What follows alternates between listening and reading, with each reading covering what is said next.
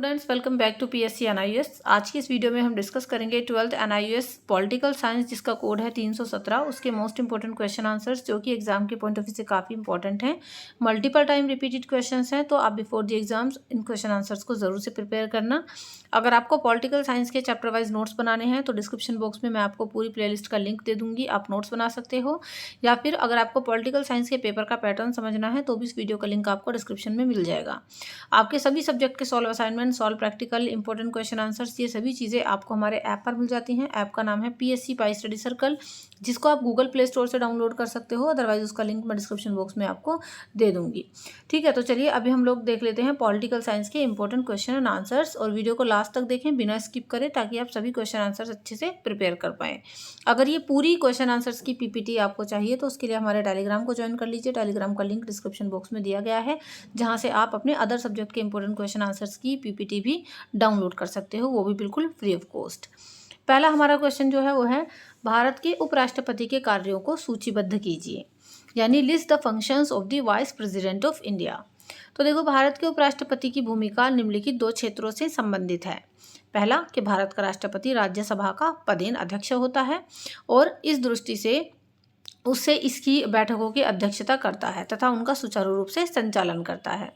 दूसरा है कि जब किसी भी वजह से राष्ट्रपति का पद रिक्त हो जाए यानी खाली हो जाए तो कार्यवाहक राष्ट्रपति के रूप में कार्य करता है। The role of the Vice President of India is related to the following two areas. The President of India is the ex-office chairman of the Rajya Sabha, and with this in mind, he presides over its meetings and conducts them smoothly. When the office of the President becomes vacant for any reason, he acts as the acting President. चलिए next question देख लेते हैं। उत्तरदायित्व का क्या महत्व है, यानी what is the importance of responsibility. देखो, उत्तरदायित्व का अत्यंत महत्व है। जैसे कि जनता द्वारा चुने हुए प्रतिनिधियों का यह उत्तरदायित्व है कि वह जनता के भले के लिए कानून बनवाए। इसके साथ ही समाज के सभी व्यक्तियों का यह उत्तरदायित्व है, यानी ये फर्ज बनता है कि वह राष्ट्रहित के लिए काम करे। Responsibility is of utmost importance, as it is the responsibility of the representative elected by the public to make laws for the welfare of the public. Along with this, it is the responsibility of all the people of the society to work for the national interest. Next question है, राजनीति विज्ञान का अध्ययन क्षेत्र क्या है। तो देखो, राजनीति विज्ञान का क्षेत्र बहुत ही विशाल है, बहुत व्यापक है। इसके अंतर्गत सरकार के विभिन्न अंगों और उनके आपसी संबंधों, राज्यों और नागरिकों के आपसी संबंधों तथा राजनीतिक प्रक्रिया को प्रभावित करने वाली सभी क्रियाओं और प्रतिक्रियाओं, जैसे कि राजनीतिक दल, दबाव, समूह, निर्वाचन, विशिष्ट वर्ग, इन सभी चीज़ों का अध्ययन किया जाता है। What is the field of study of political science? The field of political science is very broad. Under this, the government, various organs of the government and their mutual relations between states and citizens, and all the actions and reactions affecting the political process, such as political parties, pressure groups, elections, specific classes, etc. are studied. चलिए next question है, अवसर की समानता से क्या अभिप्राय है, यानी अवसर की समानता का मतलब क्या है। What is the meant by equality of opportunity. तो देखो, अवसर का मतलब होता है मौका और समानता का मतलब एक समान। तो देखो, सबके लिए समान अवसर या अवसरों की समानता का अर्थ ये है कि समाज में जितने भी नागरिक हैं उनको समान समझे जाना चाहिए, एक बराबर उनको समझना चाहिए। जाति, धर्म, रंग, वंश, लिंग आदि के आधार पर भेदभाव किए बिना सबको अपने जीवन के विकास करने के एक बराबर अवसर प्राप्त होने चाहिए। Equal opportunity for all or equality of opportunities means that all citizens in the society should be considered equal. Everyone should have equal opportunities to develop their life without any discrimination on the basis of caste, religion, color, lineage, gender, etc. Next question है, किन्हीं दो मौलिक कर्तव्यों का उल्लेख कीजिए। तो देखो, संविधान का 42वां संशोधन जो कि सन 1976 में पास हुआ, उसके द्वारा नागरिकों के 10 मौलिक कर्तव्यों को संविधान में जोड़ा गया है। इनमें से 2 मौलिक कर्तव्य इस प्रकार हैं। पहला ये है कि संविधान का पालन करना और राष्ट्रीय ध्वज का और राष्ट्रीय गान का आदर करना। दूसरा ये है कि भारत की प्रभुसत्ता, एकता व अखंडता का समर्थन तथा रक्षा करना। Mention any 2 fundamental duties. through the 42 amendment of the constitution which was passed in 1976. 10 fundamental duties of the citizens have been added to the constitution. Two of these fundamental duties are as follows. First, to follow the constitution and respect the national flag and national anthem. Second, to support and protect the sovereignty, unity and integrity of the India. Next question है, संयुक्त राष्ट्र की सुरक्षा परिषद के किन्हीं 4 स्थायी सदस्यों के नामों का उल्लेख कीजिए. यानी mention the names of any 4 permanent members of the United Nations security council. तो देखो, संयुक्त राष्ट्र की सुरक्षा परिषद के 4 स्थायी सदस्य इस तरीके से हैं. पहला अमेरिका, दूसरा है इंग्लैंड, तीसरा है फ्रांस और चौथा है चीन. यानी America, England, France and China. Next question है, राज्य की परिभाषा दीजिए. यानी डिफाइन स्टेट. स्टेट की डेफिनेशन दीजिए. राज्य शब्द को अंग्रेजी में स्टेट कहा जाता है, जो लैटिन भाषा के शब्द को स्टेटस यानी से हुआ है. स्टेटस शब्द से बना है. स्टेटस शब्द का अर्थ है एक व्यक्ति के सामाजिक स्तर से है. धीरे धीरे इसका प्रयोग सारे समाज के लिए किया जाने लगा. अपने आधुनिक अर्थ में इस शब्द का प्रयोग सबसे पहले मैकियावेली ने किया था. यानी the word state is called state in English which is derived from the Latin word status. The word status means the social level of a person. Gradually it started being used for the entire society. This word was first used in its modern meaning by Machiavelli. चलिए, next question है हमारा, आनुपातिक प्रतिनिधित्व क्या है. यानी what is proportional representation. तो देखो, आनुपातिक प्रतिनिधित्व का अर्थ है, यानी मीनिंग ऑफ प्रोपोर्शनल रिप्रेजेंटेशन. आनुपातिक प्रतिनिधित्व का अर्थ है चुनाव की एक ऐसी प्रणाली जिसके द्वारा अल्पसंख्यक वर्गों और राजनीतिक दलों को अपनी जनसंख्या के अनुपात से अलग अलग वर्गों, जातियों और दलों को अपने समर्थकों की संख्या के अनुपात से प्रतिनिधि सभाओं में प्रतिनिधित्व प्राप्त होना आनुपातिक प्रतिनिधित्व कहलाता है. Meaning of proportional representation. Proportional representation means such a system of elections by which minority classes and political parties are given representative in proportion to their population and to different classes, castes and parties in proportion to the number of their supporters. Getting representation in the assemblies is called proportional representation. Next question है, पंचशील के किन्हीं 2 सिद्धांतों का संक्षेप में वर्णन कीजिए. यानी briefly describe any 2 principles of Panchsheel. तो देखो, पहला जो सिद्धांत है वो ये है कि एक दूसरे की प्रादेशिक अखंडता और संप्रभुता के प्रति पारस्परिक सम्मान की भावना रखना. दूसरा है एक दूसरे के आंतरिक मामलों में हस्तक्षेप ना करने का संकल्प. यानी to have mutual respect for each others territorial integrity and sovereignty. Second है resolve not to interfere in each others internal affairs. Next question है, न्याय, स्वतंत्रता और समानता में क्या संबंध है. यानी what is the relationship between justice, freedom and equality. तो देखो, न्याय देश के सभी नागरिकों को प्रत्येक क्षेत्र, सामाजिक, आर्थिक व राजनीतिक न्याय मिले. स्वतंत्रता क्या है कि नागरिकों को विचार, अभिव्यक्ति, विश्वास तथा उपासना की स्वतंत्रता का आश्वासन दिया गया हो. ठीक है. और थर्ड है समानता, जाति, धर्म, लिंग तथा रंग के आधार पर किसी भी नागरिक के साथ कोई भेदभाव नहीं किया जाएगा. यानी जस्टिस क्या होती है, all citizens of the country should get justice in every field, social, economic and political. Freedom, citizens have been assured of freedom of thought, expression, belief and worship. Equality, no citizen will be discriminated against on the basis of caste, religion, gender and color. सो ये हमने 10 question answers देखे हैं. आगे बढ़ने से पहले मैं आपको बता दूं कि अगर ये पूरी पीपीटी आपको चाहिए तो इसके लिए आप हमारे टेलीग्राम को ज्वाइन कर लेना. टेलीग्राम का लिंक डिस्क्रिप्शन बॉक्स में है, जहां से आपको ये पीडीएफ और बाकी अदर सब्जेक्ट के इंपॉर्टेंट क्वेश्चन आंसर्स की पीडीएफ बिल्कुल फ्री ऑफ कॉस्ट मिल जाएगी. अगला क्वेश्चन देख लेते हैं. और अगर वीडियो पसंद आ रही हो तो इस वीडियो को लाइक और शेयर करना तो बिल्कुल ना भूलें. और चैनल पर नए हैं तो सब्सक्राइब करके जाएं, बेल आइकन को प्रेस करना भी ना भूलें. तो नेक्स्ट जो हमारा क्वेश्चन है वो है 11, जो कि आपके सामने है. चुनाव संबंधी आचरण की संहिता प्रतिमान से क्या अभिप्राय है. तो देखो, यानी what is meant by the code of conduct election related model. पहला है कि चुनाव क्षेत्रों की सीमाएं निर्धारित करना. दूसरा है मतदाता सूचियों को तैयार करवाना. इसके अलावा विभिन्न चुनाव करवाना. इसके नेक्स्ट है चुनाव कर्मचारियों पर नियंत्रण. चुनाव की तिथि घोषित करना.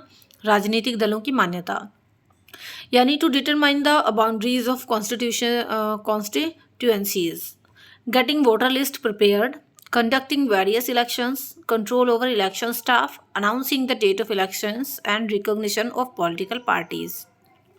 नेक्स्ट क्वेश्चन है सुशासन, यानी सुशासन का मतलब होता है अच्छा शासन। अच्छा शासन यानी कुशल शासन के मार्ग में आने वाली किन्हीं दो बाधाओं का उल्लेख कीजिए। यानी जब कुशल शासन चलता है, अच्छा शासन चलता है, तो उसके रास्ते में कौन कौन सी मुश्किलें आती हैं, 2 मुश्किलें बताइए।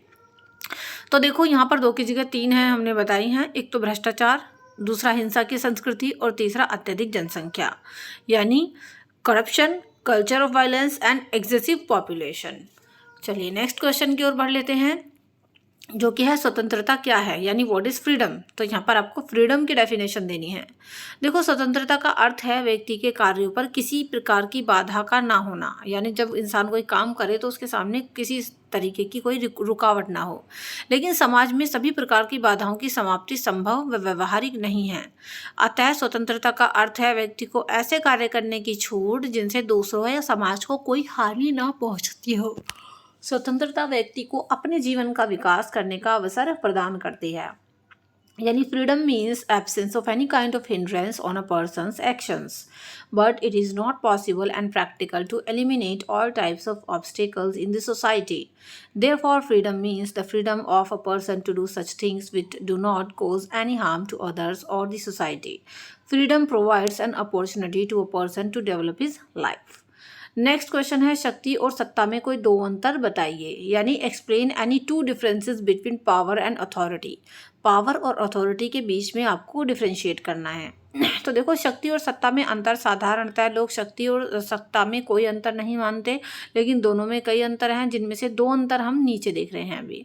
पहला है कि शक्ति का लोगों की सहमति पर आधारित होना ज़रूरी नहीं है, लेकिन जो सत्ता है वो हमेशा लोगों की सहमति और इच्छा पर ही आधारित होती है। यानी आपको आपके ऊपर कौन राज करेगा, सत्ता किसकी होगी, ये आप पर डिपेंड करता है, आप उस चीज़ का फैसला ले सकते हैं। लेकिन शक्ति जो है, अगर कोई शक्ति का प्रदर्शन आपके ऊपर कर रहा है तो उसमें आपकी सहमति ज़रूरी नहीं होती।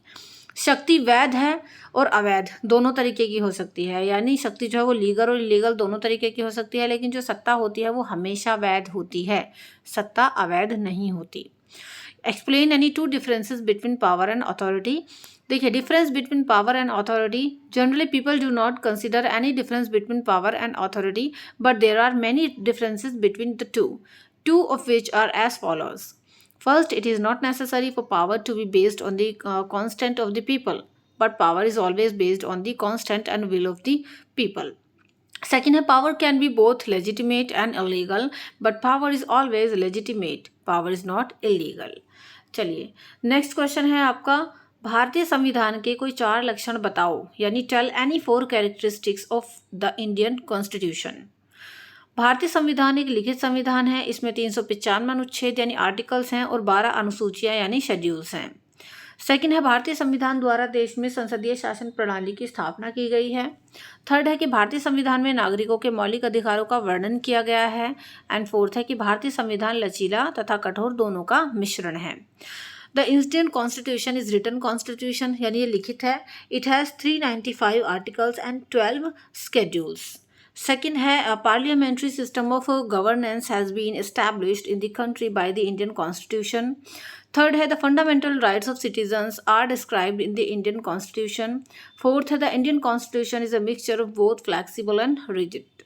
चलिए नेक्स्ट क्वेश्चन है राष्ट्र और राष्ट्रीयता के बीच अंतर बताइए, यानी explain the difference between nation and nationality. Nation and nationality के बीच डिफ्रेंशिएट आपको करना है। देखो राष्ट्र और राष्ट्रीयता में बहुत कम अंतर है। ब्राइस के अनुसार दोनों के बीच विभाजन राजनीतिक संगठनों के आधार पर किया जा सकता है। राष्ट्रीयता राष्ट्र निर्माण की प्रक्रिया होती है। राष्ट्रीयता एक बन रहे राष्ट्र की राजनीतिक स्वायत्तता सुनिश्चित करती है। एग्जाम्पल के लिए यहूदियों ने राष्ट्रीयता के बल पर ही अपने गृह राज्य की स्थापना की, फिर राष्ट्र के रूप में इजराइल का उदय हुआ। श्रीलंका के तमिल सिंहलियों से अपनी अलग राष्ट्रीयता मानते हैं, हालांकि वहाँ दोनों को समान राष्ट्रीयता प्राप्त है। यानी there is very little difference between nation and nationality. According to Byers the division between the two can be made on the basis of political organisations. Nationalism is the process of nation building. Nationalism ensures the political autonomy of a nation in the making. For example, the Jews established their home state on the basis of nationalism. Then Israel emerged as a nation. The Tamils of Sri Lanka considered themselves a separate nationality from the Sinhalese, although both have equal nationality there. Next question है 17 जो कि है France की क्रांति के मुख्य आधारभूत विचारों को लिखिए, यानी right the main basic ideas of the French revolution.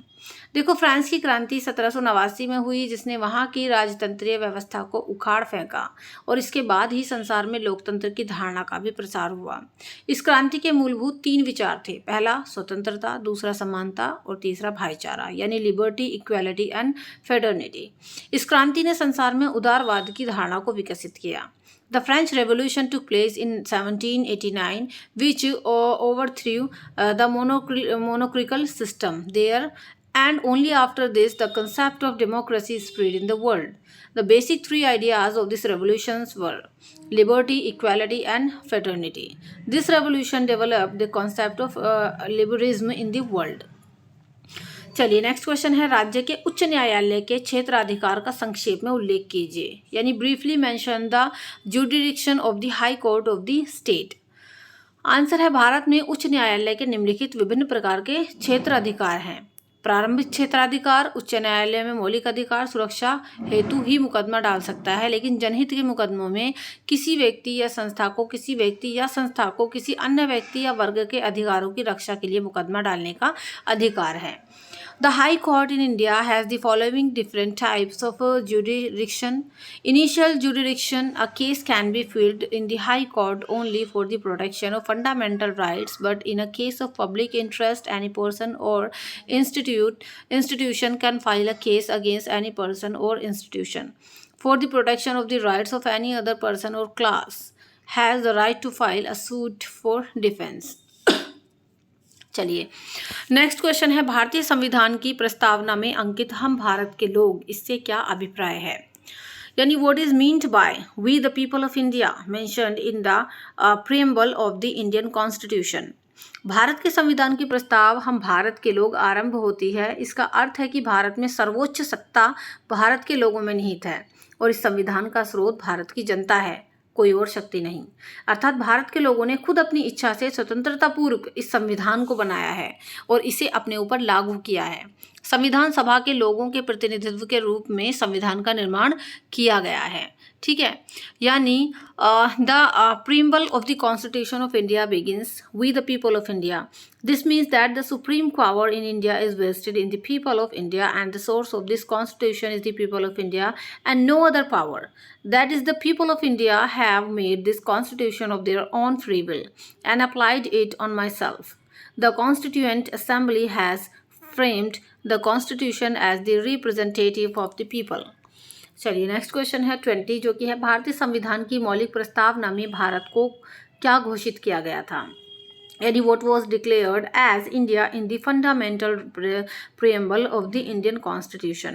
देखो, भारत के संविधान की मौलिक प्रस्तावना में भारत उत्तर को एक प्रभुत्व संपन्न लोकतांत्रिक गणराज्य घोषित किया गया था। 42वें संविधान संशोधन द्वारा भारत को समाजवादी और धर्मनिरपेक्ष राज्य भी घोषित किया गया है। In the original preamble of the Constitution of India, North India was declared a sovereign democratic republic.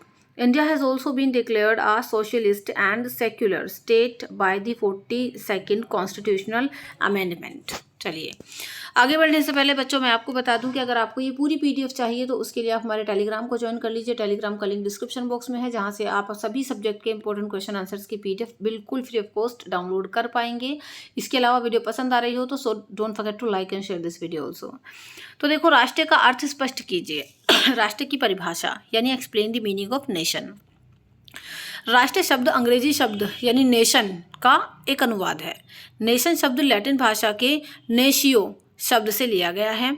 Latin में नेशियो शब्द का अर्थ जन्म या जाति है। राष्ट्र की परिभाषा के बारे में राजनीतिक वैज्ञानिकों की एक राय नहीं है। कई राजनीतिक विद्वानों ने नेशन शब्द के दृष्टिकोण से, कुछ ने राजनीतिक दृष्टिकोण से और कुछ ने विचारकों के सांस्कृतिक और मनोवैज्ञानिक दृष्टिकोण से इसकी परिभाषाएं दी हैं। Definition of nation. The word Rashtra is a translation of the English word nation. The word nation is derived from the Latin word nation. In Latin, the word natio means birth or birth. Political scientists do not have a unanimous opinion regarding the definition of nation.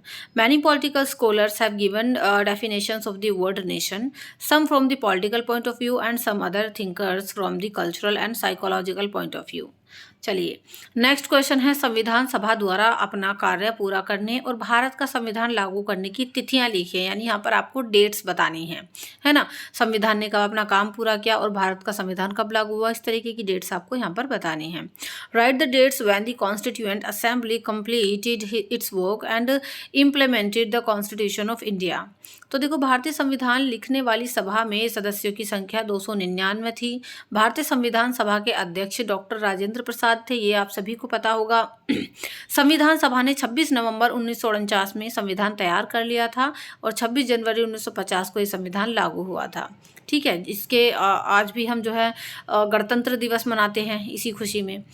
तो आपको क्या करना है, the number of members in the assembly that road the Indian constitution was 299। The president of the Indian constituent assembly was doctor Rajendra Prasad. The constituent assembly had prepared the constitution on 26 November 1949। This constitution came into force on 26 January 1950। Now let's see the question number 23, जो कि है, किसी भारतीय नागरिक के लिए विधानसभा का सदस्य बनने के लिए जरूरी किन्हीं दो योग्यताओं का वर्णन कीजिए। यानी अगर किसी नागरिक को विधानसभा का सदस्य बनना है तो उसके अंदर कौन सी दो एबिलिटीज़ होनी चाहिए, कौन सी दो योग्यताएं होनी चाहिए, क्वालिफिकेशंस होनी चाहिए। तो देखो, किसी भारतीय नागरिक के लिए विधानसभा का सदस्य बनने के लिए आवश्यक एक व्यक्ति में निम्नलिखित योग्यताएं होनी चाहिए। पहला, कि वह भारत का नागरिक हो, सबसे पहली चीज़, और वह 25 वर्ष का हो, उसका नाम मतदाता सूची में भी होना चाहिए। किसी लाभ के पद पर अथवा सरकारी पद पर वो कार्यरत ना हो, मतलब किसी और सरकारी पद पर वो काम ना कर रहा हो। विधानसभा के सदस्यों की संख्या 500 से अधिक और 60 से कम नहीं हो सकती। Describe any two qualifications required for an Indian citizen to become a member of the Legislative Assembly. For an Indian citizen to become a member of the Legislative Assembly, a person must have the following qualifications. ठीक है। पहला है कि he is a citizen of India. He should be 25 years of age and his name should not be in the voter and his name should be in the voter list. Should be in the voter list. Second, he should not be working on any profitable post or government post. The number of members of the Legislative Assembly cannot be more than 500 and less than 60. Now let's see the question number 24, जो कि आपके सामने है, कि 73वें संविधान संशोधन की महिला सशक्तिकरण के प्रयास के रूप में विश्लेषण कीजिए। Analyse the 73 constitutional amendment as an effort for women empowerment. ठीक है, 73rd। तो भारतीय संविधान में 73वें और 74वें संशोधनों यानी 1993 के माध्यम से महिलाओं के लिए पंचायतों और नगर पालिकाओं के स्थानीय निकायों में सीटों में आरक्षण का प्रावधान किया गया है, जो स्थानीय स्तरों पर निर्णय लेने की प्रक्रिया में उनकी भागीदारी के लिए एक मजबूत आधार प्रदान करता है। यानी through the 73rd and 74th amendments 1993 to the Indian constitution, a provision has been made for reservation of seats for women in the local bodies of panchayats and municipalities, which provides a strong basis for their participation in the decision making process at local levels. चलिए 25 number का question है हमारा, जो कि है, सार्वभौमिक वयस्क मताधिकार का अर्थ बताइए। इंपॉर्टेंट क्वेश्चन है, मल्टीपल टाइम रिपीटेड है, यानी explain the meaning of universal adult franchise. तो देखो, सार्वजनिक मताधिकार या सार्वजनिक वयस्क मताधिकार या फिर कॉमन सुफेगेज, तो इसका अर्थ है कि बिना किसी भेदभाव के सभी वयस्क का मतलब एक निश्चित आयु से अधिक आयु वालों को मताधिकार प्रदान करना। आपको पता है कि हमारे देश में जो है वयस्क मताधिकार है, सभी वयस्क लोगों के लिए उनको वोट देने का अधिकार होता है। यानी यूनिवर्सल सफरेज और universal adult suffrage. Universal adult suffrage, general suffrage और common suffrage means providing voting rights to all adults those above a certain age without any discrimination. So with this हमने यहाँ पर 25 most important question answers discuss किए हैं 12th NIS political science के। Video में अंत तक बने रहने के लिए थैंक यू सो मच। मुझे पूरी उम्मीद है कि आपका एग्जाम बहुत अच्छा जाएगा। पॉलिटिकल साइंस के पेपर का पैटर्न आप डिस्क्रिप्शन बॉक्स में वीडियो के थ्रू समझ सकते हैं, या फिर अगर आपको नोट्स बनाने हैं चैप्टर वाइज तो भी आपको डिस्क्रिप्शन बॉक्स में सभी वीडियोज़ की लिंक मिल जाएंगे। अगर आपको प्रीवियस ईयर के क्वेश्चन पेपर के सोल्यूशन चाहिए, इंपॉर्टेंट क्वेश्चन आंसर्स चाहिए, या फिर आप किसी कोर्स में एनरोल करना चाहते हो, अपना स्टडी मटेरियल डाउनलोड करना चाहते हो, ये सभी चीज़ टीएमए प्रैक्टिकल ये सभी चीज़ें आपको हमारे ऐप पर मिल जाती हैं। ऐप को ज़रूर से डाउनलोड कर लेना, जिसका नाम है PSC Pi study circle. Link description box में आपको मिल जाएगा। तो चलिए इस वीडियो को शेयर करना बिल्कुल ना भूलिए दूसरे बच्चों के साथ। कहीं कोई डाउट है तो मुझे आप कमेंट सेक्शन में पूछ सकते हैं। नेक्स्ट वीडियो मिलते हैं। Thank you so much and good bye.